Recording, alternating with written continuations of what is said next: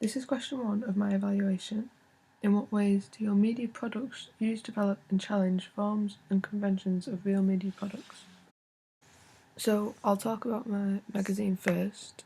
I am comparing my Focus magazine with Total Film, which is where I got a lot of my inspiration from. Firstly, the masthead for my magazine uses the same font as Total Film. The font is Eagle Bold. I've noticed that Empire also use a very similar font. The tagline at the top of my magazine is the same as the one on Total Film. Most magazines will have a tagline. I chose this one because it drew me in when I read it on Total Film, so I wanted to do the same with my audience. The plus feature at the bottom of the page is very similar to the one on Total Film. They both have a large plus sign and different coloured writing to fit with the 3-colour rule. Total Film have red and white writing, whereas I went for red and black writing, so they're both very similar.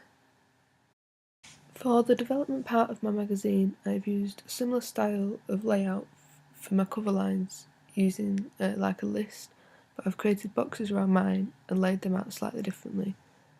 I just think this makes the magazine look quite neat and tidy. I've one extra cover line on the right side of my magazine with the buzzword win inside it. The circle of stars bordering it I took from Total Film, but I've developed it by writing a different cover line inside, and I've also spread the stars out a bit more so it looks different to the one in Total Film.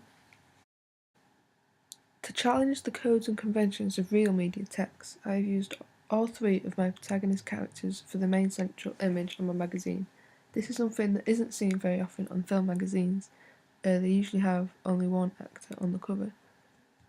I've also not used an image for the background. I've used a solid colour, whereas a lot of magazines use a background which relates to the film they are promoting. I've also included the title of my film on the front cover. The Total Film magazine hasn't done this. I think that having the film title displayed quite largely is important because it promotes the film and is something that will catch the eye of the audience and your readers.